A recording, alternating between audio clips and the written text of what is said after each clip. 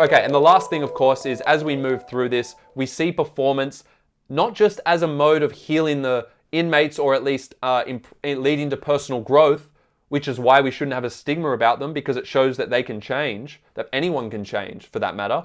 Performance is also a mode of catharsis. So for Felix, what we see is that through the performance of the Tempest, when they finally perform it, right? And remember, they perform it for the ministers and, they drug the ministers who hallucinate.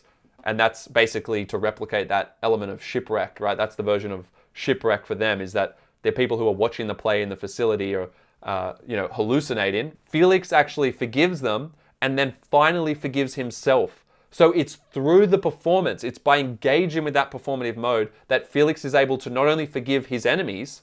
Remember, that was not the most important element. The most important element is that he forgives himself. And that's actually facilitated by the performance of the Tempest.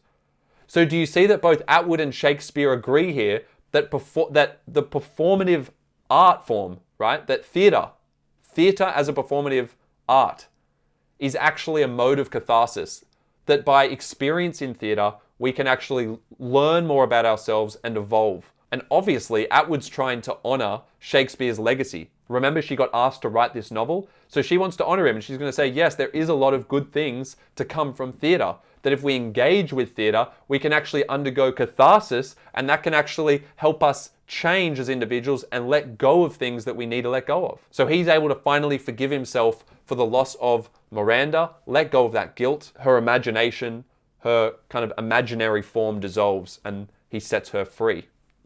So Miranda, the ghost of Miranda, the imaginary Miranda, is not just like the Miranda from the play. She's also like what other character? There's a fusion. Ariel. So Ariel and Miranda are fused into one. Why do they become fused? Because Ariel is a spirit. And isn't Felix seen almost like a spirit of Miranda, even though it's his own imagination? So that's the way that Ariel comes back. Ariel comes back through other characters as well, Estelle, if you like, or other characters there.